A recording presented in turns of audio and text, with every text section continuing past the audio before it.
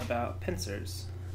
The first video was kind of just a brief, not so brief, survey of a lot of different kinds of pincers.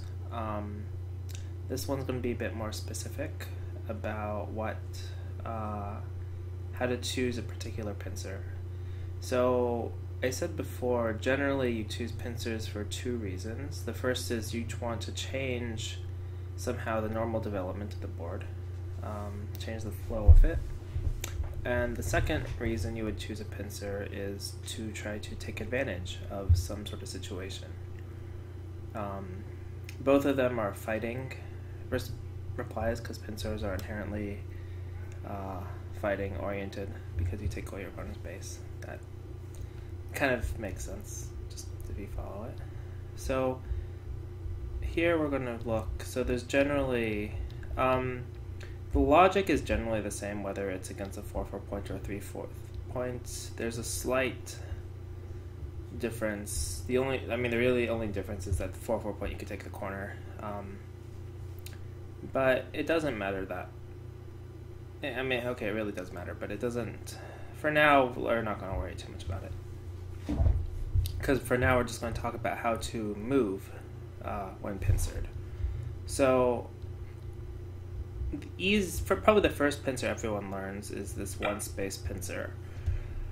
This is probably the simplest pincer because generally speaking, I would say that the one space pincers are the most simple, even though a lot of people will say, I mean, no, this one has so many complicated variations, and it really doesn't. But they're simple because the options that your opponent has to respond are very limited. So take, for instance, the one space pincer here. White has how many choices? There's the simple one, another simple one, and another simple one. I'm not going to include double approach moves because those almost form a different class of moves in themselves. Against any pincer, you can basically double approach, because a double approach is actually almost like a tenuki move. That's kind of a different topic. I'll get back to it. But you could think of a double approach almost like tenuki. It's like almost. You could think of it like it. It's not the same, but you could think of it like it. So what else can you do? There's technically, these are the most common answers. There are also, other possible moves, of course. But generally speaking, there's really just these three. So the advantages of the one-space pincer are that it's very simple. And you could almost think of this move kind of like this is actually almost not a move. Although I play it a lot, but generally these are the two most common. So here. So of course if black has a stone here, this pincer is very natural. You see this a lot in Sonnensei positions, like this kind of thing. And then this kind of development is normal. There are slight variations, but the general idea is you would take this side.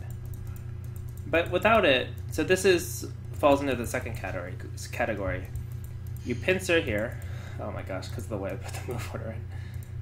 So why do you pincer here? You pincer here because you want to take advantage of a good situation, of your strength. You want to take advantage of that. So to take advantage of it, you pincer. It is totally possible to defend, but this is not taking advantage of or making use of this stone. It is, but it's not doing it directly. Right? The idea, if you back off, is saying, let's say white answers normally, you have a very strong position at the top. This move could be better placed at K17, but it's still a pretty good place because it makes it difficult to come in to undermine O16. And because of that, then black is saying, okay, now I can take Sente. I take advantage of this move by getting Sente. But if you want to say, I take advantage of this move in a fight or directly, you could say you pincer. This is probably the most direct way. You could also try to do this, but this is not changing the normal flow in a sense. White still gets the right, black gets the top. It's normal. This one changes it by tries to take advantage of the top stone by changing it. And this is like, very popular. Or popular is not the word. Very common and simple joseki. And this, I think it's even. I mean, it's a joseki, it's considered even.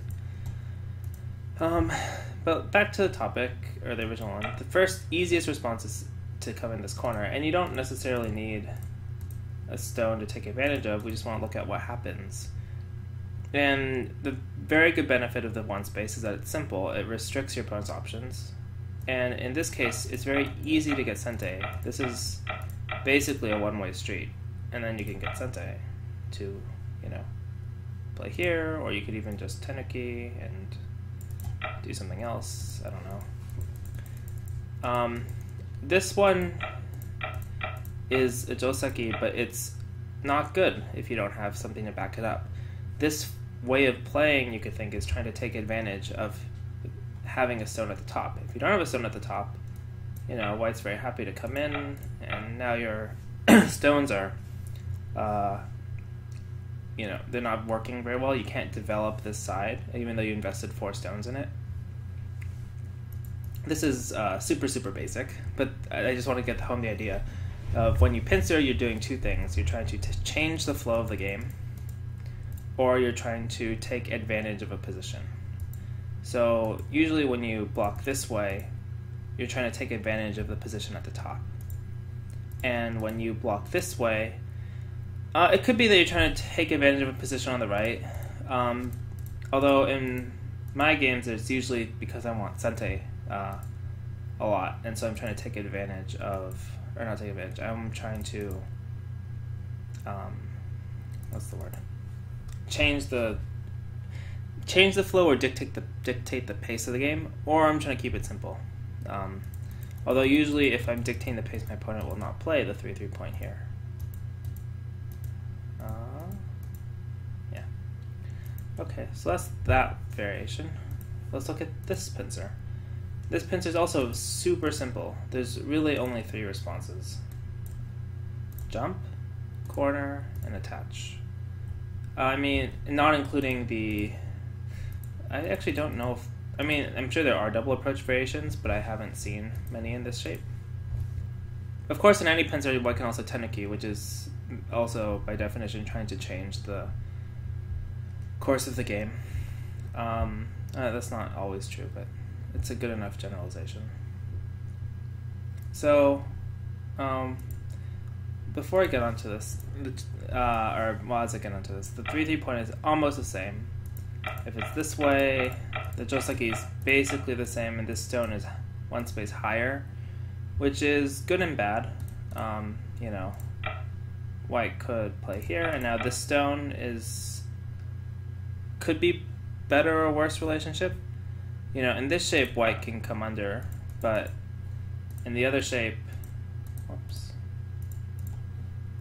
there is a little bit more annoying aji here. Of course, white can't Atari right away, but it's still problematic.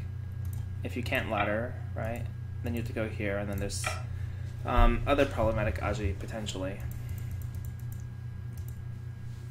And this one, though, you're more directly connected, but white is very happy. He could leave it and leave it as miai.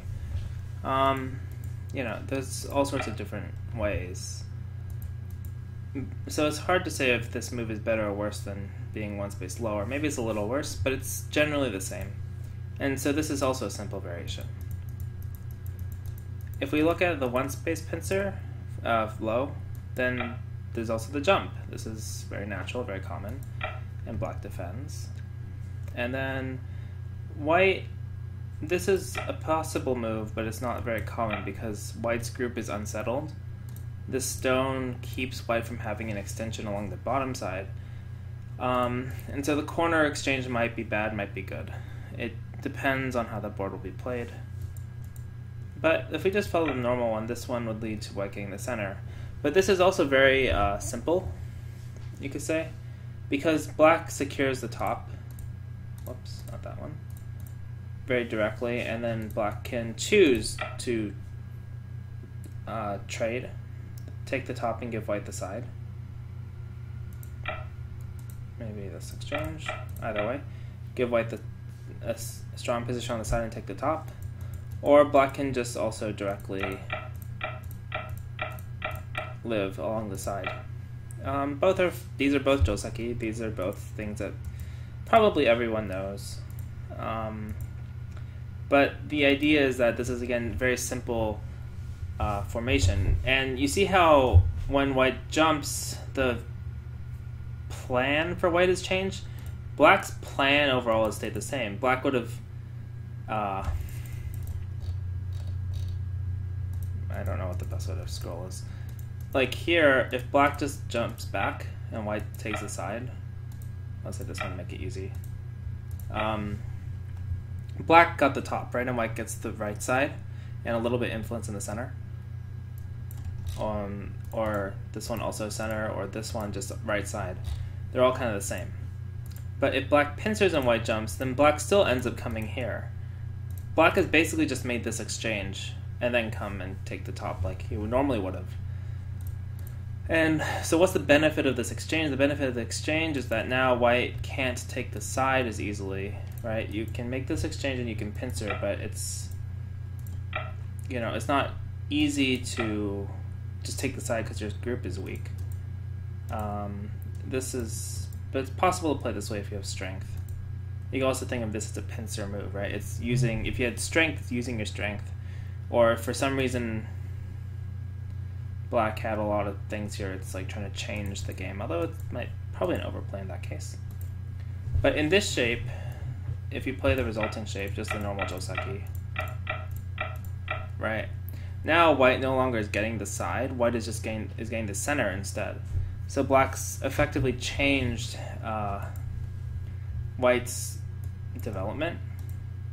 For instance, if this bottom right corner was white, and then black would play here, probably. And so this, let's say, is like this. It's pretty clear. Like, I think this is actually fairly decent for what, like, pretty good for white, because I would like having sente and using this wall with the bottom left corner and taking control of the center. So maybe, but I think it's playable for both. Black has lots of good points. The point isn't to evaluate, the point is to look at the idea of changing the progression of the game. So if I put these stones back, and somehow, well, black's missing a move, so let's just put add a move, and play this way. So maybe this progression is, I think it's still even. Not sure. But something, right? In any case, the board is like, now white's getting the center or developing the center and getting the bottom side, right? Where black has the right and kind of two corner-ish enclosures. But if black just defends, oh man, this is, I should have came up with these a little bit earlier, I guess.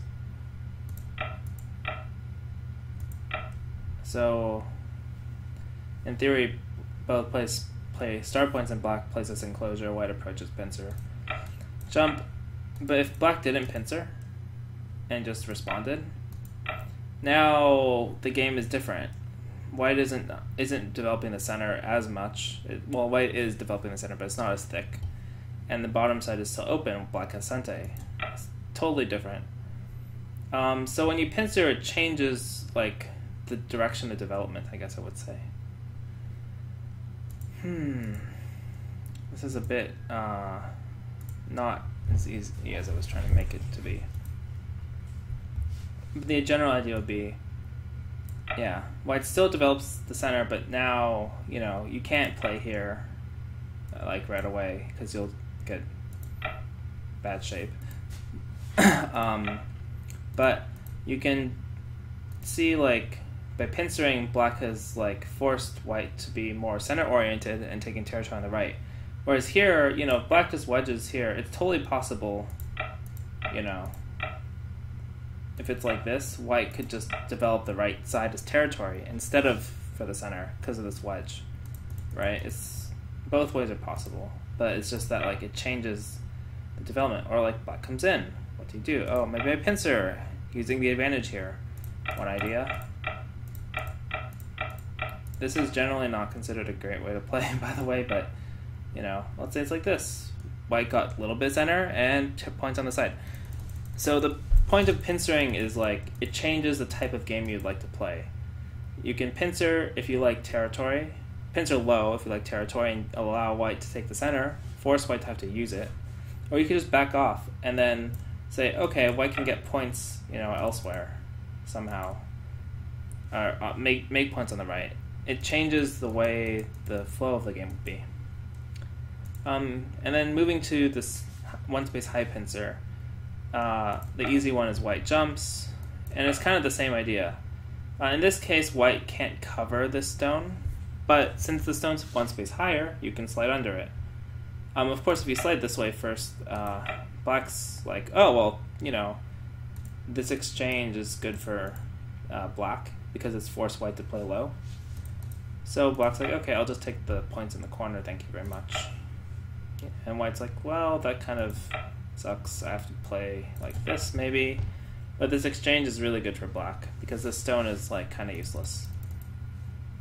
So white takes the corner first. Black defends, white takes the side. And then usually you see people make this exchange because they're looking at later they have this kill potential, but they don't have to make it. And this is another Joseki. But the idea is that, oh, you pincered high, white had to go under. What does this mean? This means that now it's harder for white to develop the right side, right? So like if you had this kind of shape, then how do you add a move to the right? It's like, do I really do this? But you know, it's so easy for black to just make use of that somehow. And if you go under it, it's like, oh, I'm so painfully slow, and not to mention there's like cutting aji later. So pincering high was kind of like saying, okay, I'm not going to take the points here, I'm going to push you to the side, like lower, give you the territory there, and change the flow that way. It kind of like dictates which way white's going to play. So you could think like if you back off and white gets the choice, white could say, I want to play high, I want to play back, or high and looser, like more center, faster. All these are options. But the idea is that the choice goes back to white. It's not like you don't have a choice later. It's just saying, I'm going to wait to see what my better options are. If you pincer, you're saying, okay, I want, you know, right side, basically. And that's what you want with this move.